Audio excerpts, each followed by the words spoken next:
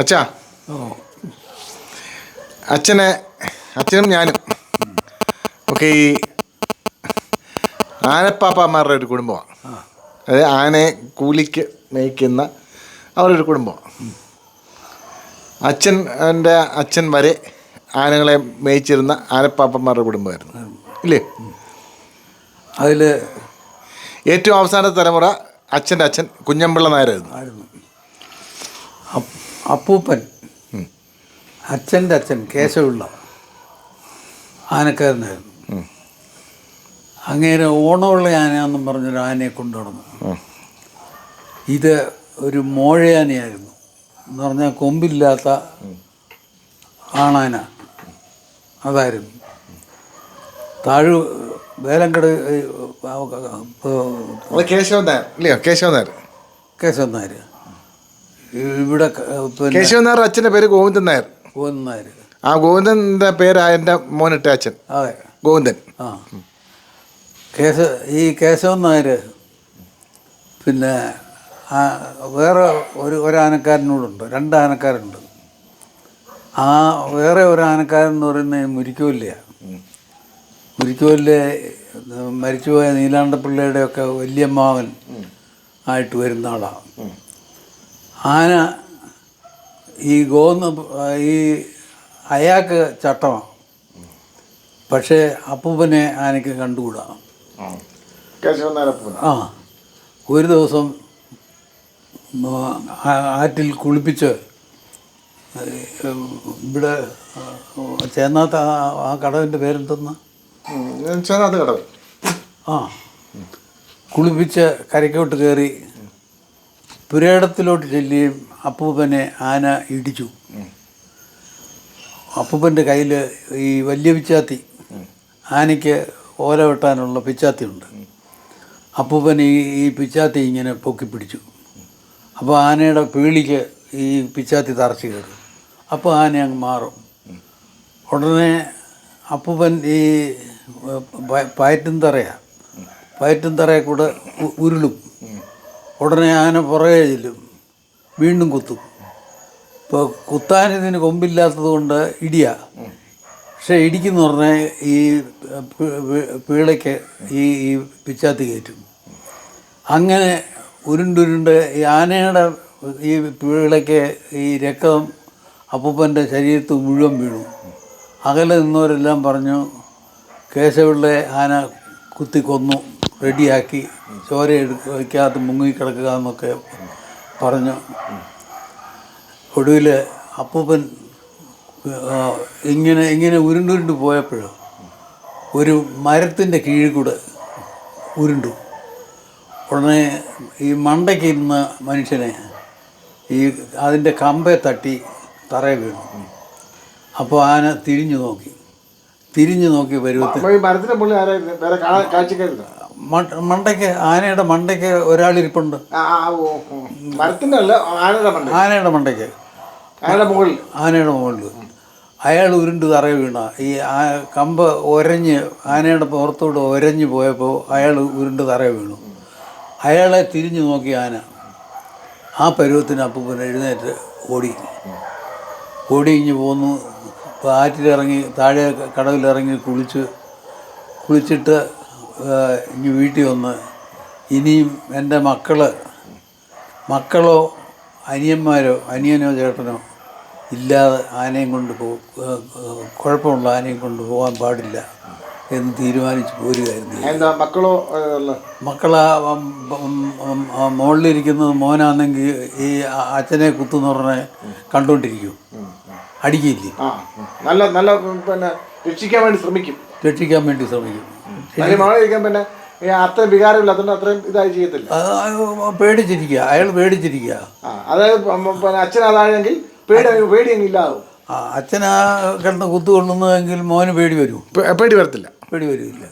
അപ്പോൾ മോൻ വെള്ളത്തിൽ മുങ്ങിച്ചാവുന്ന അച്ഛൻ ചാടി രക്ഷിക്കാൻ നോക്കും. അതുപോലെ തിരിച്ചും. അപ്പോൾ അതുകൊണ്ട് അന്ന് പറഞ്ഞു, ഇനിയും എൻ്റെ മക്കൾ പ്രായമായി കഴിഞ്ഞതിന് ശേഷമേ ഞാൻ ഇനി ഈ ആനകയറ്റം നടത്തും. പിന്നെ അപ്പൂപ്പൻ ആന കയറി കുറവന്തുണ്ടി ആനയാണ്. അത് വലിയച്ഛൻ്റെ കൂടെ ഉണ്ടായിരുന്നു. അപ്പൂപ്പൻ്റെ ചേട്ടൻ അച്ഛൻ്റെ ചേട്ടൻ. അച്ഛൻ്റെ ചേട്ടന് പ്രായം. അപ്പൂപ്പൻ്റെ ചേട്ടൻ അച്ഛൻ്റെ ആണോ അപ്പൂപ്പൻ്റെ ആണോ? അച്ഛൻ്റെ ചേട്ടൻ, എൻ്റെ അച്ഛൻ്റെ ചേട്ടൻ രാമൻ നായർ. രാമൻ നായർ. രാമൻ നായർ രാമൻ നായർ അങ്ങേരെ അച്ഛൻ വലിയച്ഛനും അപ്പൂപ്പനും കൂടെ ആനയെ കൊണ്ട് നടന്നു. രാമൻ നായരുടെ മക്കൾ ആരൊക്കെയാ? കോലമച്ചാണ്, ആനമേച്ചി, ഭവാനീച്ചി, പിന്നെ ദിവാകരന്, ബാലന്. അങ്ങനെ ഈ ഉപദ്രവിക്കുന്ന ആനയെ കൊണ്ടു നടക്കണമെങ്കിൽ ചേട്ടനും അനിയനോ അച്ഛനും മക്കളുമായ ആനക്കാരായിരിക്കണം. അല്ലെങ്കിൽ പിന്നെ കുത്തു വാങ്ങിക്കും. കുത്തു വാങ്ങിക്കുമ്പം പിന്നെ കുത്തു വാങ്ങിക്കാതിരിക്കാനുള്ള നടപടി ഇവർ ചെയ്യില്ല. അത് ഭയന്നിരിക്കാൻ എളുപ്പമാണല്ലോ. പിന്നെ ജീവൻ കളഞ്ഞും നിൽക്കാനല്ലയോ ബുദ്ധിമുട്ട്.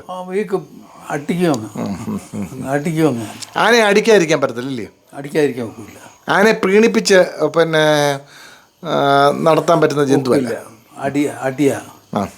ഇവിടുത്തെ അച്ഛൻ്റെ ഒടുവിൽ പിന്നെ ഈ എഴുന്നള്ളത്തിന് പോയപ്പോൾ ഓമല്ലൂർ അമ്പലത്തിൽ വെച്ച് പിന്നെ കരാലയത്തെ രാമകൃഷ്ണനെ കുത്തി കഴിഞ്ഞപ്പോൾ ആന അങ്ങ് വട്ടത്തിൽ കറങ്ങുക, ആളുകളെല്ലാം ഓടുക. അച്ഛൻ അതിൻ്റെ വാലെ പിടിച്ചുകൊണ്ട് നിന്ന് ഒരു ഓമല്ലൂർ അമ്പലത്തിൽ വെച്ച് ഓമല്ലൂർ അമ്പലത്തിൻ്റെ പിന്നെ കൊടിമര പ്രതിഷ്ഠ 57 58 ഞാൻ 4th 5th പഠിക്കുന്നത്. അല്ല, അച്ഛന് 19 വയസ്സങ്ങനെ വരും. അപ്പോൾ പിന്നെ അച്ഛൻ ഈ വാലെ പിടിച്ചുകൊണ്ട് നിന്ന് അടിയ കൊണ്ട് ആന ഒതുങ്ങുന്നുണ്ട്. ഞാൻ ഓടിച്ചെന്നു. റോട്ടിലിറങ്ങിയ ഉടനെ ആനക്കാരനെ ആന കുത്തി എന്ന് കേട്ടു. ഞാൻ വിളിച്ചു കൂക്കിക്കൊണ്ട് ഓടി താഴൂക്കടവ് ചെന്ന് പറഞ്ഞാൽ കുഞ്ഞു മണിക്കൻ അവിടെ നിന്നാട്ടെന്ന് പറഞ്ഞു. ആന കുത്തി, പക്ഷേ അച്ഛനെ അല്ല, രാമകൃഷ്ണപിള്ളയാന്ന് പറഞ്ഞു. അന്നേരം ഒരു ആശ്വാസം വീണു. അവിടുന്ന് ഞാൻ ആ സ്പീഡിൽ തന്നെ ഓടി അവിടെ ചെന്ന് അച്ഛൻ്റെ അടുത്തങ്ങ് ചെന്നു. അപ്പോൾ അച്ഛൻ ആനയ്ക്ക് വട്ടത്തിൽ ഇങ്ങനെ കറങ്ങി അടിച്ചുകൊണ്ടിരിക്കുക. അന്നേരം ഈ പേടിയൊന്നുമില്ലല്ലോ. അച്ഛനെ അല്ലയോ ആനയുടെ മുന്നപ്പെട്ട് വിഷമിക്കുന്നത്. ചാടി അങ്ങ് അടുത്ത് എന്ന് പറഞ്ഞാൽ മോനെ നീ അങ്ങ് പോ ആന ഉപദ്രവിക്കും, നീ പോ, അങ്ങ് മാറുന്നില്ല എന്ന് പറഞ്ഞു. അങ്ങനെ പറഞ്ഞു മാറ്റി നിർത്തുമായിരുന്നു. അപ്പം നല്ല ശാരീരശേഷിയുള്ള ആളായിരുന്നു. അച്ഛൻ ഒരു അടി അടിച്ചാൽ അല്ല, എനിക്കറിയാം. പിന്നെ എൻ്റെ കുഞ്ഞിലെ പിന്നെ നല്ല കൈക്കൊക്കെ നല്ല മസിലും നല്ല ശക്തിയുള്ള ആളായിരുന്നു. ഞാൻ എൻ്റെ കുഞ്ഞിലെ എനിക്കറിയാം. 21 വയസ്സിൽ അപ്പം മരിക്കും. ഒരടി അടിച്ചാൽ ഏതാനയും ഒന്ന് നിൽക്കും. അപ്പോൾ നിരീശ്വരവാദിയായിരുന്നു അല്ലേ? അച്ഛന് നിരീശ്വരവാദി എന്ന് പറയാനൊക്കെ ഇല്ല. ഈശ്വരവിശ്വാസമില്ല. മാർക്സിസ്റ്റ് ആയിരുന്നു? കമ്മ്യൂണിസ്റ്റ് ആയിരുന്നു. ഒടുവ് കാലത്ത് അങ്ങനെ വന്നു എന്നുള്ളേ ഉള്ളൂ. വിചാരിച്ച ചാവുന്നവരെ അതൊന്നും അല്ല. ഞാൻ മാറിയപ്പോഴും അച്ഛനും മാറി. അല്ല, എന്നാലും ഈശ്വരവിശ്വാസം ഇല്ലായിരുന്നു. ഈശ്വരവിശ്വാസം ഇല്ലായിരുന്നു. എനിക്ക് ഓർമ്മയുണ്ട്, എന്നെ കുഞ്ഞിലെ ഈ താഴൂർ അമ്പലത്തിൽ കൊണ്ടുപോകും. താഴൂർ അമ്പലത്തിനകത്ത് കയറ്റത്തില്ല, വെളിയിലൊക്കെ കൊണ്ടുപോയത് പിന്നെ കളിപ്പാട്ടമൊക്കെ വാങ്ങിച്ചു തരും. അങ്ങനെയുള്ള ആളായിരുന്നു. ചിലപ്പോൾ അമ്പലത്തിൻ്റെ വെളിയിൽ നിന്ന് തൊഴും. അതൊന്നും തൊഴുതിട്ടില്ല. എനിക്ക് ഓർമ്മയുണ്ട്, എന്നെ ബിനുവിനെ കൂടെ കൊണ്ടുപോകും. അവിടെ നിന്ന് കളിപ്പാട്ടമൊക്കെ വാങ്ങിച്ചു തരും, തിരിച്ചു കൊണ്ടുവരും.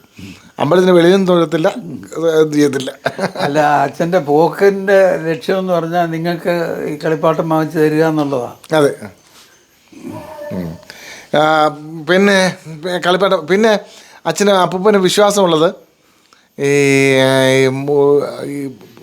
പിതൃക്കളെ വലിയ വിശ്വാസമാണ്. അപ്പൂപ്പന്മാർ അപ്പൂപ്പൻ അച്ഛന് ഒരിക്കൽ ഈ പിന്നെ കൃഷ്ണനാനെയും കൊണ്ട് എഴുന്നള്ളത്തിന് പോയി. പാലായിലെ എഴുന്നള്ളത്തിന് പോയി. അച്ഛനും അപ്പൂപ്പനും കൂടെ വലിയ പിണക്കമായിരിക്കുന്ന കാലമാണ്. അപ്പോൾ അച്ഛൻ ഇവിടുന്ന് ഇറങ്ങി അങ്ങോട്ട് എന്ന് പറഞ്ഞാൽ നാരായണ പണിക്കന് ഒരു മഴവും തുള വെച്ച് ഒരു കെട്ട് പിറവുമായിട്ട് ഇങ്ങോട്ട് വരുന്നു. അപ്പൂപ്പൻ അവിടുത്തെ പഠിക്കൽ ഇത് നോക്കി നിൽക്കുക. ഉടനെ അച്ഛനോട് ചോദിച്ചു, പിന്നെ നീ എവിടെ പോകുന്നതെന്ന് ചോദിച്ചു. അത് പാലായില്ല, ആന കുഴപ്പമുള്ളതാണ്, ശവനം കണ്ടു. അപ്പൂപ്പന്മാരെയൊക്കെ വിചാരിച്ചങ്ങ് പോക്കോ, കുഴപ്പമൊന്നും വരില്ല എന്ന് പറഞ്ഞു. അച്ഛനങ്ങ് പോവുകയും ചെയ്തു. പോയതിൻ്റെ 3-ാമത്തെ ദിവസം അപ്പൂപ്പൻ്റെ അസുഖമായി. പിന്നെ ഇടയ്ക്കിടയ്ക്ക് വെളിവ് വീഴുമ്പോഴെല്ലാം കുഞ്ഞുള്ളെ എന്നിങ്ങനെ വിളിക്കും. ഒരു 9-ാമത്തെ ദിവസമാണ് അച്ഛൻ വരുന്നത്. അന്ന് അവിടെ വന്ന് അപ്പൂപ്പനെ ഒന്ന് കണ്ട് ഒരു 5 മിനിറ്റ് കഴിഞ്ഞപ്പോൾ അപ്പൂപ്പൻ മരിച്ചു. ഈ അപ്പൂപ്പനെ ഈ പിന്നെ ഈ വയസ്സാം കാലത്ത് ഇങ്ങനെ ഈ പിന്നെ അമ്മൂമ്മ പറഞ്ഞ ചില വിശ്വാസങ്ങൾ, പിന്നെ രാമ രാമ രാമ രാമ. അമ്മ ഒരു ദിവസം ഈ മുടിഞ്ഞ മുതുക്കൻ വയസ്സായി വല്ലാതെ രോഗവും പിടിച്ചിരിക്കുക, ഒരു നാമം ജപിക്കത്തില്ലല്ലോ എന്ന് പറഞ്ഞുകൊണ്ട് അച്ഛൻ്റെ ഇരുന്ന് രാമ രാമ രാമ രാമ എന്ന് പറഞ്ഞ് രാമൻ നാമം ജപിച്ചു. അതിൽ ഞാൻ പിന്നെ വേറൊരു കാര്യം കൂടെ ചോദിച്ചോട്ടെ അച്ഛാ. ഈ ആനയെ അടിക്കാതെ ചട്ടം വരുത്താൻ പറ്റുമോ? പറ്റില്ല. ആനയെ അടിച്ചേ വെക്കൂ. ആനയെ അടിക്കാതെ ചട്ടം വരുത്താൻ പറ്റില്ല. ആനയ്ക്ക് മതം വന്നു കിടന്നു കഴിഞ്ഞാൽ പിന്നെ ഒരു 4 മാസം 5 മാസം കഴിഞ്ഞല്ലേ അഴിക്കുന്നത്. അത്രേ ഉള്ളൂ. അന്നേരം പിന്നെ അടിച്ചല്ലേ ഇവനെ അത് ആ ചട്ടം ഓർമ്മിപ്പിക്കുന്നത്, ആ പഴയ രൂപത്തിൽ കൊണ്ടുവരുന്നത് അങ്ങനെയാണ്. എത്ര ദിവസമൊക്കെ അടിക്കുക? എൻ്റെ അപ്പൂപ്പൻ എനിക്ക് ഓർമ്മയുണ്ട്, അപ്പൂപ്പൻ പറഞ്ഞ ഒരാഴ്ചയൊക്കെ നിർത്തി അടിക്കുമെന്ന് പറഞ്ഞു. നിർത്തി അടിക്കും, ചുമ്മാ അടിക്കുക, അടിച്ച് അവനെ ബോധ്യപ്പെടുത്തുക. ഇല്ലയോ? അത് ആനയെ പീഡിപ്പിച്ച് ആനയെ ചട്ടം വരുത്താൻ പറ്റും. ഇണങ്ങി കഴിഞ്ഞാൽ പിന്നെ ഇണക്കമില്ലല്ലോ ആനയ്ക്ക്. ഇണക്കം എന്ന് വെച്ചാൽ ആനയ്ക്ക് ലോഹ്യമൊന്നുമില്ല, ചട്ടം. അതായത് ഒരു കാര്യം പറഞ്ഞാൽ, കമാൻഡ് പറഞ്ഞാൽ അനുസരിക്കാൻ ആനയെ അടിച്ചേ പറ്റും. ആനയ്ക്ക് തോട്ടി, പിന്നെ ആനവടി, പിന്നെന്തോ കുന്തം ഇതെല്ലാം ഈ ആനയെ പീഡിപ്പിക്കാനുള്ള പിന്നെ ആയുധങ്ങളാണ്. അന്നേരം അങ്ങനെ ചെയ്യാൻ പറ്റും, ഇല്ലയോ? എന്നിട്ട് ഇപ്പം ഈ ഗുരുവായൂർ ഒരു ആനയുടെ ഒരു സംഭവം അച്ഛൻ വായിച്ചായിരുന്നോ പത്രത്തിൽ? ഒരു പത്രത്തിൽ വന്നു ഗുരുവായൂരിലെ ആനയെ അടിക്കുന്നത്. അത് മൃഗസ്നേഹികളൊക്കെ വലിയ പ്രശ്നമുണ്ടാക്കി. അന്നേരം ആനയെ ചട്ടം വരുത്തുകയും വേണം, പിന്നെ ആനയെ അടിക്കാനും പറ്റത്തില്ല. അങ്ങനെ ഒന്നും പറ്റിയില്ല. ആനയെ അടിച്ചാലേ ചട്ടം വരും. ഒരു ആനക്കാരൻ്റെ മോൻ എന്നുള്ള രീതിയിൽ അച്ഛൻ നേരിട്ട് പിന്നെ ഇവിടെ നേരിട്ട് ആനയെ കണ്ടിട്ടുള്ള ആൾ ഇവിടെ കൊണ്ടുവന്ന് കെട്ടിയിട്ട് പിന്നെ ആനയെ വളർത്തിയിട്ടുള്ള കൂട്ടത്തിലാണ്. അമ്മൂമ്മയൊക്കെ ആനയെ അഴിച്ചു കെട്ടി അമ്മയായിരുന്നു വെള്ളം കൊടുക്കുകയൊക്കെ ചെയ്യുന്നത്. അതിന് ഈ പിന്നെ കുടമൊക്കെ പിന്നെ ഒരിക്കലും പിന്നെ അപ്പൂപ്പൻ പറഞ്ഞു, കുടം ആന അങ്ങ് കയ്യിലാക്കി അമ്മൂമ്മ വെള്ളം കൊടുക്കാൻ നിർത്തില്ലേ? കയ്യിലാക്കിയിട്ട് തല്ലിപ്പൊടിച്ചു. അതിന് അപ്പൂപ്പൻ വന്നിട്ട് പിന്നെ ചീത്ത പറഞ്ഞു. അച്ഛനെ ഇവിടുന്ന് ഇറങ്ങിയപ്പോഴേ ആന അത് ഊരിയിട്ടു. ഈ